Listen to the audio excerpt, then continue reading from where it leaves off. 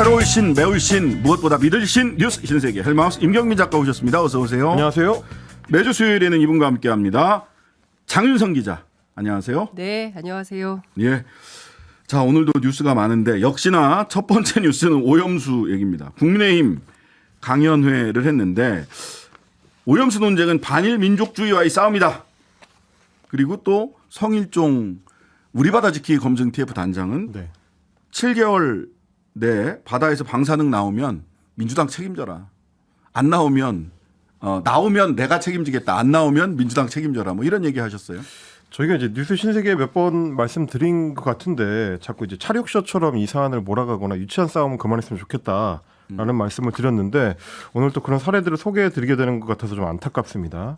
일단 여당이 후쿠시마 오염수 관련해 가지고는 최근에 이제 계속 하고 있는 여론전의 방식 중에 하나가 다양한 강연에 이제 연사들을 불러서 그 사람들의 이제 입을 빌어서 민주당을 이제 공격하는 그런 양상을 좀 보이고 있는데 오늘은 윤석열 대통령이 지난 대선을 앞두고 만났던 운동권 출신 횟집 사장이라는 타이틀로 유명한 함은경 씨입니다. 과거에 이제 미 문화원 방화 사건으로 유명했었던 인물 중에 하나인데 오늘 친윤계 공부 모임으로 불리는 국민 공감 세미나에서 강연을 했습니다. 희석하는 게 경제적으로 싼 방법이기도 하겠지만 가장 안정적으로 환경 충격을 덜어주는 방식으로 해결하는 방법이다. 이렇게 이제 주장을 했고요. 이분 과학자세요?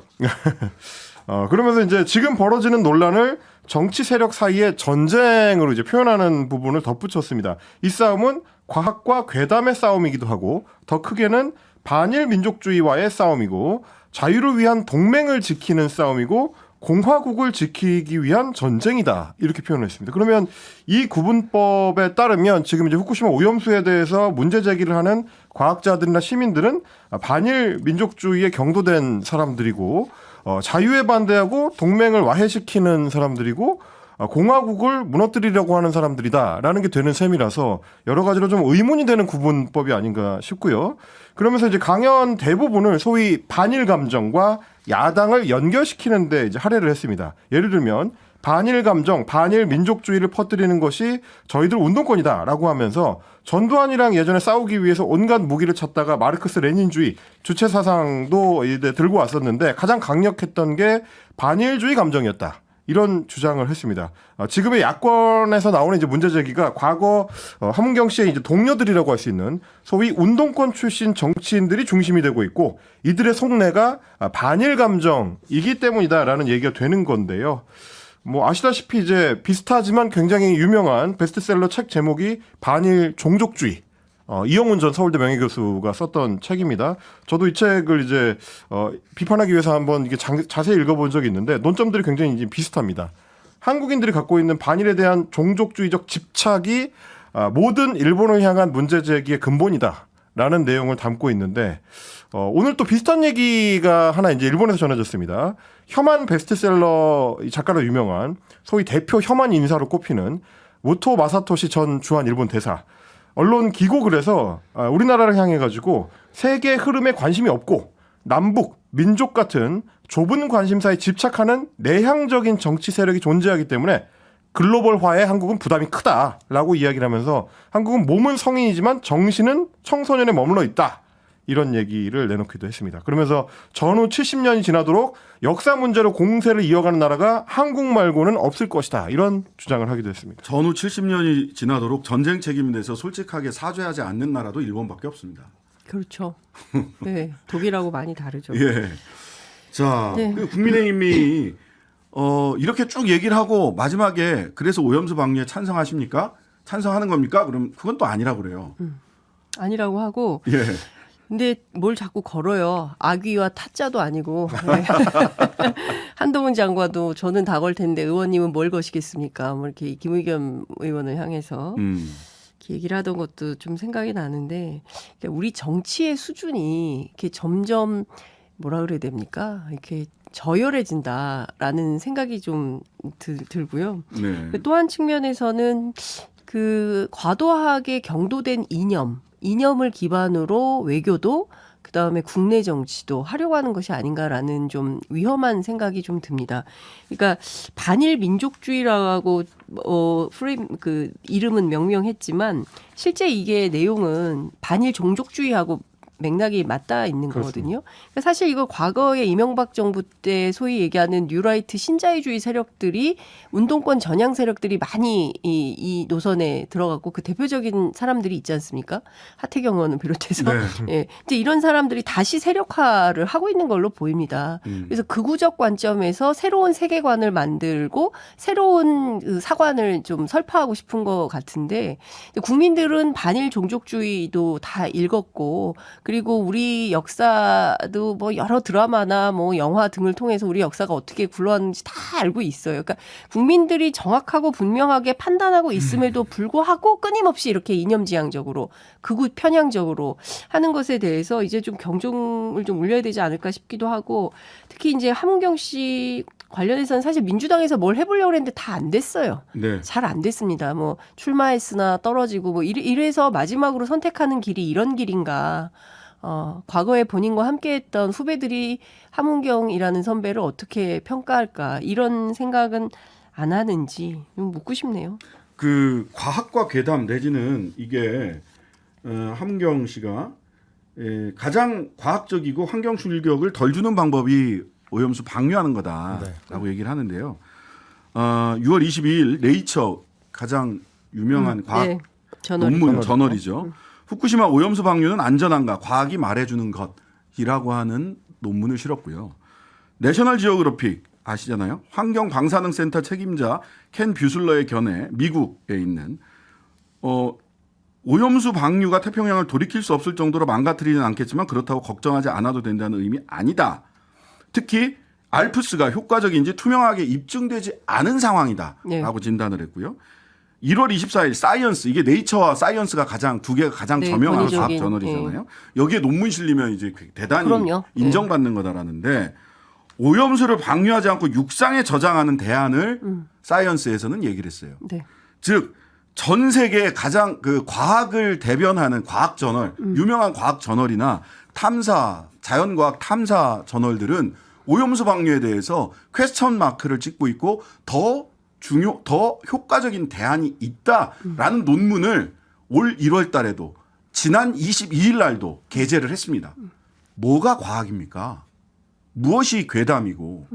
그렇죠. 사이언스, 네이처 이거 다 과학 아니고 다 괴담 잡지입니까? 그리고 저희도 이제 뉴스 신세계를 통해서 일본의 아베 도모코 중의원의 의견을 한번 소개를 해드린 적이 있는데 말하자면 이제 오염수라는 게 결국 이제 물이기 때문에 콘크리트하고 배합을 해서 네. 돌처럼 이제 딱딱하게 이제 조립을 해서 이제 큐브를 만든 다음에 그걸 오래 보관하면 그만큼 반감기 동안 시간을 벌 수 있기 때문에 보관하고 있다가 안전성이 검증이 되면 나중에 방파제 같은데 작업을 하는데 사용하자라는 의견들도 실제로 일본 내에서 이제 제기가 되고 있습니다. 그런 것들이 오히려 어떻게 보면 이제 더 확실하게 안전한 방법일 것 같은데 제가 그래서 이제 이런 분들의 얘기를 규정할 때 저도 반정치적 포퓰리즘이라고 이제 규정하고 싶은 게 그동안 이제 수많은 언론과 전문가들을 통해서 제기됐었던 의혹이나 문제점들에 대해서는 한 방에 정리할 수 있다. 반일 민족주의로 몰아버리면 이 문제 제기됐던 그 수많은 논의들이 한 번에 정리될 수 있다라고 믿는 거. 그거야말로 소위 이제 트럼프식의 반정치 포퓰리즘 아니겠는가 이런 생각을 좀 하게 됩니다. 그러면 네이처지, 내셔널 지오그래픽, 사이언스 그다음에 심지어 그럼 이 잡지들은 반일 종족주의 잡지입니까? 네. 이 논리대로라면 반일 종족주의 잡지예요. 그다음에 작년 12월 10일에는 100개 해양학 연구소들이 모인 미국 해양연구소 연합회에서 일본의 방사성 오염수 방류에 대한 과학적 반대라는 제목의 성명을 발표했고요.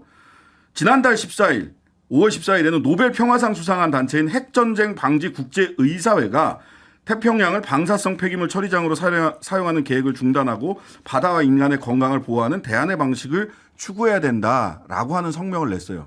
그럼 이 미국 해양연구소 연합회 또 핵전쟁 방지 국제의사회 노벨 평화상 탄 단체입니다. 여기는 반일 종족주의 단체입니까? 난 이해가 좀 잘 안 가요. 그렇죠. 과학을 얘기를 하려면 과학적으로 얘기를 하시라고요. 그 성일종 의원이 그 민주당 소위 괴담 논리에 찬성하는 원자력 학자나 과학자는 거의 없다. 송인열 교수님은 예. 원자력 학자가 아닙니까? 만약 있다면 전문가 토론회를 제안한다라고 주장을 했는데 미국의 네네. 핵물리학자가 저 사우스 차이나 모닝 포스트에 기고를 했는데요. 지금 가장 중요한 것은 콘크리트 응고 방법을 쓸 수 있다. 네네. 이분이 뭐냐면 태평양 도서국가 포럼 있잖아요. 18개 나라로 네, 구성된. 그렇습니다. 여기에서 이제 검증 TF 전문가위원회를 꾸렸고 거기에서 2년 동안 검증 작업을 했던 과학자거든요. 그러니까 그 실시간으로 계속 이런 얘기를 하고 있어요. 이분이 지난 1월 26일에 중앙일보 인터뷰에서도 비슷한 얘기를 했어요. 지금 그 탱크 오염수 탱크 안에 어떤 게 있는지 우리가 잘 모른다는 게 문제다. 그리고 사실 우리는 어떤 답을 찾기 위해서 노력하지만 일본 정부가 정확한 데이터를 안 주고 있지 않습니까? 그래서 네. 정확한 파악이 어렵다. 도쿄 전력의 오염수 추출 데이터를 분석한 결과 불완전하고 부정확함에 일관성이 없다고 판단했다. 이런 얘기를 하고 있거든요. 이 핵과학자들이 많이 있어요. 그러니까 이게 괴담이 아니라 사실이에요. 과학의 영역이고. 그런데 끊임없이 정쟁거리로 삼으면서 뭐가 문제냐 이런 주장을 하는데 그 앞서 그 무토 마사토시 그 주한 일본 대사 말씀하셨잖아요. 제가 자료를 좀 찾아보니까 문재인 대통령을 향해서 친북 반일 대통령이라고 언급을 한 바 있더라고요. 그러니까 전반적으로 보면 일본의 극우와 그다음에 우리의 극우가 좀 일치돼서 동일한 입장을 피력하는 성향이 좀 나타나고 있어요. 그게 두드러지고 있거든요. 그래서 저는 이런 점들도 우리가 잘 보고 판단해야 되는 지점이다라는 생각이 좀 듭니다. 네. 지금 이제 장윤석 기자님 말씀해 주셨던 그 대목인데요. 성일정 우리 바다 지키기 검증 TF 단장이 토론회를 제안한다라고 했는데 정작 지금 이제 민주당에서 나오고 있는 불만은 왜 이제 시찰단까지 이끌었던 유국희 원안위원장을 비롯해서 원자력 안전위원회는 과방위원들, 국회 과방위원들하고의 간담회도 안 하려고 하느냐라는 그렇죠. 부분입니다. 지금 이제 오늘 민주당에서 이제 자료 배포한 걸 보니까 민주당 같은 경우는 지금 국회 과방회를 얼른 열어서 거기서 전체 회의를 통해서 이제 원자력 안전위원회에 이 문제를 질의를 하겠다라고 하는데 과방위원장이 이제 장제원 위원장이 지금 이제 현안 질의를 할 수 있는 그 전체 회의를 열어주지 않고 있어서 네. 그래서 할 수 없이 이제 원자력 안전위원회하고 이제 별도로 현안 간담회를 하자라는 걸 이제 지난주부터 추진을 해왔다는 겁니다. 네. 그런데 이제 이 간담회를 논의하는 과정에서 원자력 안전위원회 측이 무리한 요구를 계속 해왔다. 특히 이 간담회를 하고 난 후에 보도 자료를 배포하거나 혹은 의원들이 별도로 브리핑을 하면 안 된다. 이 내용을 이제 브리핑하면 안 된다라는 약속을 해달라는 요구를 해왔기 때문에 민주당은 그거는 이순신 장군이에요. 나의 죽음을 절대로 알리지 말라. 국민들에게 원안위의 입장을 절대 알리지 말라 이런 얘기입니까? 근데 이제 이게 이렇게 되면 민주당 입장에서뿐만 아니라 국회 입장에서 봤을 때 왜 합니까? 원자력 안전위원회를 불러서 간담회를 하는 이유는 정확한 정보를 국민들한테 전달하기 위해서 국회의원들이 먼저 확인하는 건데 그럼 확인한 다음에 밝히지 말라고 하면 국회는 어떤 역할을 해야 되는가 이제 이런 의문이 들 수밖에 없는 거고 그래서 오늘 또 이제 간담회가 무산되게 된 겁니다. 이 부분을 또 지적을 하고 있습니다. 조승래 의원하고 그 취재를 했어요. 네. 조승래 의원 입장은 과방위 간사죠. 민주당 간사예요. 과방위, 그러니까 야당 간사를 예. 맡고 있는데요. 아니 국회의원들이 무슨 개인적으로 궁금해서 이걸 물어보는 게 아니고 원안위만 하는 것도 아니고 어제 방통위를 했다. 방통위를 불러서 간담회를 했다. 네. 그러니까 원안위도 하자고 하는데 일정 추진 경과를 이렇게 쭉 정리해서 알려줬어요. 기자들한테 배포한 내용인데 네. 6월 20일부터 쭉 내용이 있어요. 계속 뭘 계속 하자고 했어요. 하고 그런데 하고 다른 그러는데. 건 몰라도 사후 브리핑, 보도자료 배포 금지, 이런 거를 하지 말라고. 그래서 이게 문서로 왔냐고 물어봤더니 그건 아니고 구두로 얘기를 계속 했다는 거예요.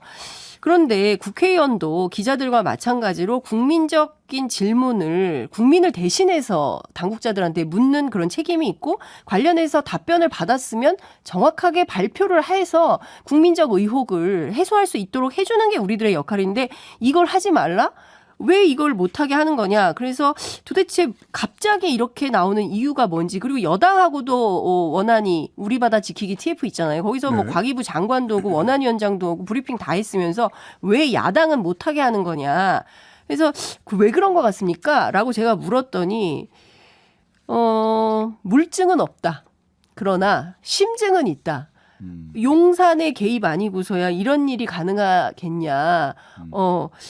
용산이 개입해서 나가지 마. 만나지 마! 이러지 않고서야 야당하고만 이렇게 안 만나는 이유가 뭔지 설명이 안 된다. 그리고 무엇보다 아니 국회에서 의원들이 활동하는 의정 활동까지 지금 간섭을 하겠다는 거냐. 이게 민주주의 국가에서 있을 수 있는 일이냐라고 얘기를 하고 있습니다. 네.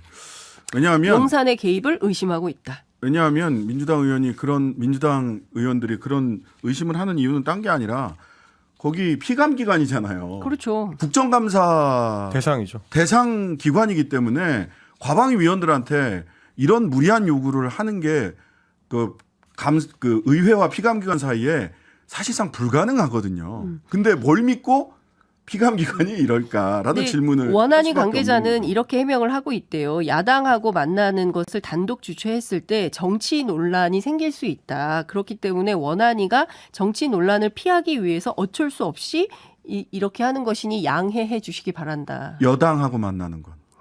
그건 거기는 정치가 아닌가 보죠? 거기는 정치 논란이 없나 봐요. 거기는 이제 거기는 당정협의라는 이름으로. 당정이고 예. 아이고 참. 내로남불 뭐 이런 거죠. 예. 예, 예. 뭐 그렇겠죠. 또 뭐 용산의 개입이 있을 수도 있고 정답률 1% 2% 미만의 킬러 문항이 야당 의원의 입에서 나올까 봐. 근데 진짜 무서워요. 갑자기 막 진짜 세무조사하고 이러니까. 예. 자, 세무조사 얘기는 잠시 후에 조금 더 해보고요. 오늘 조현천 씨 계엄 문건 계엄 문건 의혹을 받고 있는 사실상 뭐 이전에 수사했던 검사장은 이건 뭐 확실하다라고까지도 얘기를 했었는데 조현천 전 기무사령관 보석으로 석방됐고요. 김건희 여사는 도이치모터스 주가 조작 사건에서 내부 정보 이용 부분은 무혐의 처분을 경찰 단계에서 받았습니다. 그렇습니다.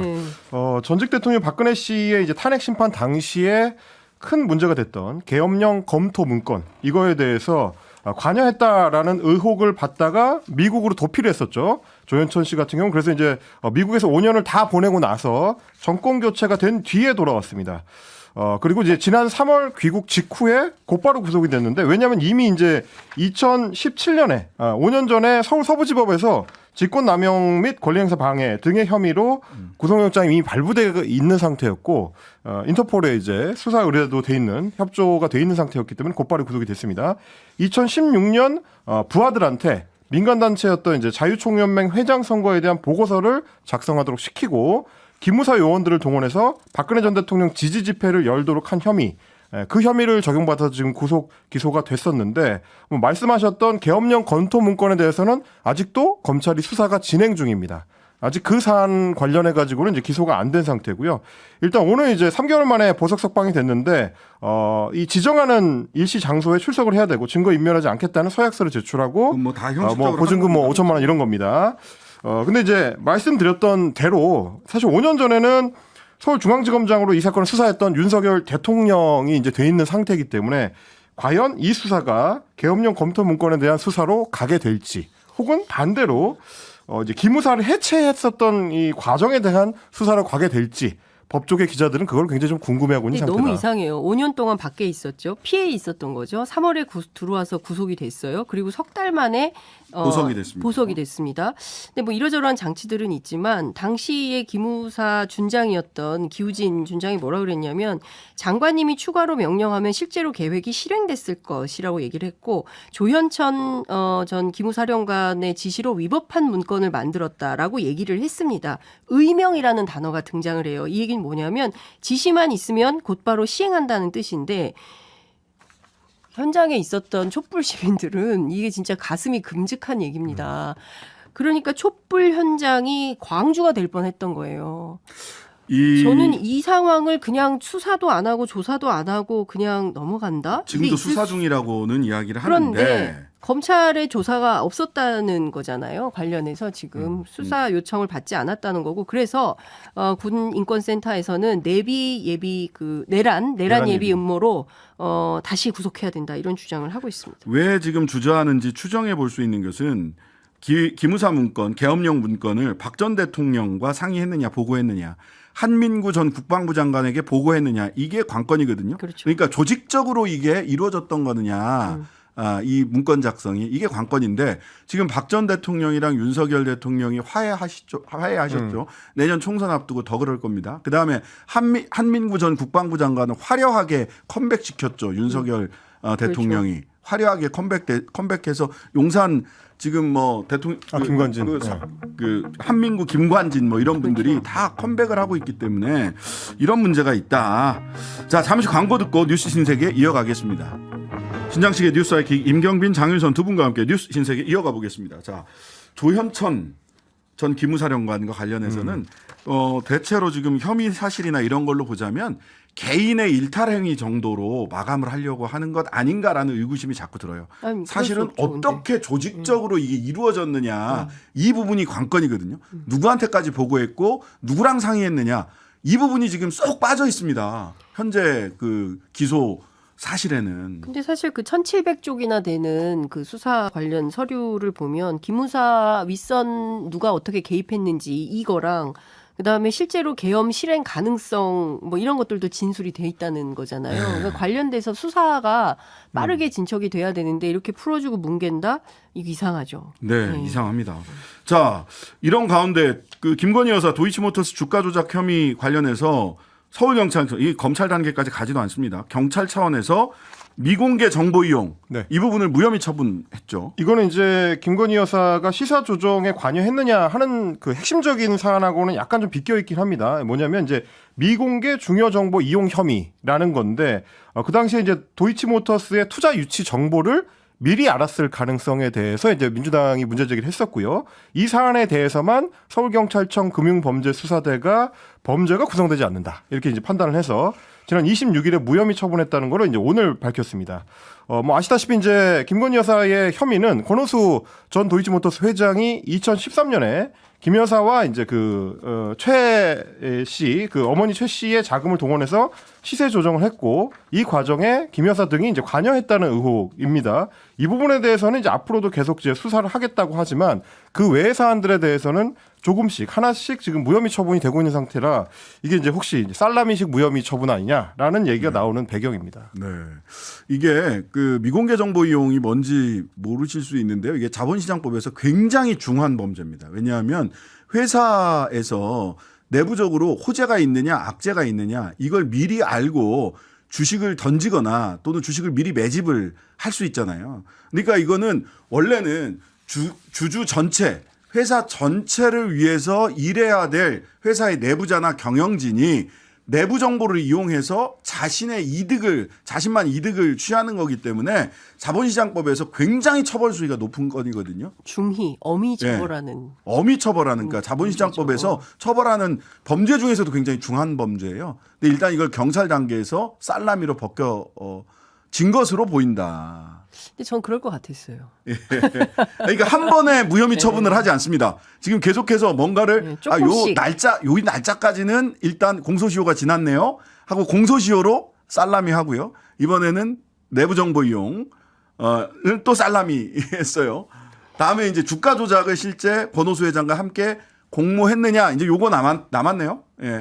특검 무용론으로 가려고 하겠죠. 예. 이렇게 다 무혐의 처분되고 다 끝난 사건을 굳이 야당이 특검을 하자고 주장하는 것은 결과적으로 이것은 내년 총선을 앞두고 선거용이다 이렇게 얘기를 하려고 하지 않겠습니까? 근데 저는 너무나 예상되는 수순이고 지금 전반적인 윤석열 정부 지난 1년의 과정을 보면 뭐 저뿐만 아니라 평범한 시민들의 눈높이에서 그러겠지 뭐 이런 생각하지 않을까 싶습니다. 자, 좀 이게 뭐 특검이 이렇게 되면 어떤 면에서는 특검 무용론으로 갈 거다라고 생각을 하실 수도 있지만 한편으로는 야 진짜 특검 해야 되겠네 예. 라고 우리 국민들의 마음이 움직일 수도 있다라는 점을 좀 염두에 두셔야 되지 않을까. 어쨌든 검찰이 처분을 하고 있지 않아요. 지금 최근에는 김건희 여사에 대해서는 경찰선에서 검찰이 다양하게 적극적으로 움직입니다. 그렇습니다. 한동훈 장관은 휴대폰도 열심히 찾아주고. 경찰 내부에서 불만이 많다고 하던데. 네. 예. 자, 맑고 투명합니다. 네. 세무조사 들어가겠네 했더니 세무조사 들어갔어요. 메가스터디. 장윤선 기자가 예상대로다라는 말씀을 조금 전에 해주셨는데 이 건도 예상대로다라고 할 수 있을 것 같습니다. 교육부가 지금 이제 사교육 카르텔 그리고 부조리 신고센터 이거를 이제 설치해가지고 2주 동안 집중 신고 기관을 운영하고 있는데 그 와중에 국세청에서는 사교육 카르텔의 이제 핵심으로 지목된 대형 입시학원들을 대상으로 세무조사를 시작을 했습니다. 세무당국이 이제 목표로 삼은 회사들이 메가스터디 그리고 종로학원, 시대인재 같은 대형 학원들인데 오늘 오전에 서울 서초구의 메가스터디 본사를 시작으로 해가지고 각 학원들에 대해서 다 조사 대상에 포함시켜서 세무조사를 한다고 합니다. 이거는 이제 정기 세무조사 아니고요. 불시에 착수하는 비정기 세무조사. 그 유명한 서울국세청의 조사 4국에서 담당을 하고 있는 사건입니다. 이게 검찰 특수부 같은 데예요. 그렇죠. 각 회사들이 가장 두려워하는 조직이죠. 예. 학원 관계자들도 세무조사 매년 받아왔는데 이번 경우는 불시에 나왔고 기존하고 비교했을 때 이제 규모라든지 범위가 굉장히 이례적이다라는 하소연을 하고 있는 상황입니다. 공정 수능을 외치면서 이제 문제의 난이도라든지 교과 과정 내에서 출제했느냐 아니냐 뭐 이런 것들을 언급하다가 갑작스럽게 이제 세무조사의 대응으로 그러니까 사법적인 법리적인 문제로 이제 튀면서 이 사안이 이제 앞으로 어떻게 확대될 것인지 여기에 지금 관심이 쏠리고 있는 상태인데 어제 마침 KBS 드라이브 방송에 일타 강사의 원조로 꼽히는 저희 때는 이제 본명보다도 손사탐이라는 별명으로 더 유명했습니다. 손주은 메가스터디 회장이 출연을 했는데 이 킬러 문항 관련해 가지고 방향성에는 공감하지만 이게 좀 엉뚱한 방향으로 튀고 있다라는 취지의 발언을 했습니다. 이렇게 이제 사교육을 키우는 이 킬러 문항이라는 거는 MB 정부 때 그리고 문재인 정부 때 EBS 연계 정책을 강화하고 영어 이 항목에 대해서 이제 절대평가를 도입하면서 변별력 확보를 위해서 킬러 문항이 만들어지게 된 거지 사교육이 만들어낸 거 아니다. 우리는 거기에 대응했을 뿐이다라는 취지의 발언을 하기도 했습니다. 어제 저는 봤거든요. 네. 최욱 씨가 네. 신고센터 지금 돌아가고 있으니까 대표님 조심하시고요라고 했는데 아니나 다를까 오늘 딱 이게 떠서 참 공교롭다 이런 생각이 좀 들었는데요. 아니, 뭐 예상 가능하잖아요. 두 번째 다음을 예상해 볼까요, 제가? 그럼 뭐 압수수색 다음에는 뭐가 나올 수사? 거냐면 네. 공정거래위원회. 네. 뭐 이렇게 공정위. 가고요. 그 다음에 소위 그 대형 강사, 대형 학원이나 또는 탈세? 일타 강사 중에서 민주당 정치인들에게 정치자금 준 사람들 명단이 나올 후원금 것이다. 명단 나올 수 있죠. 네. 과거에 그렇게 많이 얘기를 봤어요. 했잖아요. 많이 586과 네. 일타 강사들이 결탁해서 이권 카르텔 됐다고 했잖아요. 그 다음 수순은 그것이지 않을까. 예측해봤습니다. 뇌피셜입니다. 진지하게 듣지 마세요. 예. 뉴스 신세계 지금까지 헬마우스 윤경빈 작가 장윤성 기자였습니다. 감사합니다. 네, 고맙습니다. 하루 종일 기다려지는 진짜 시사. 평일 저녁 6시 5분 신장식의 뉴스 하이킥.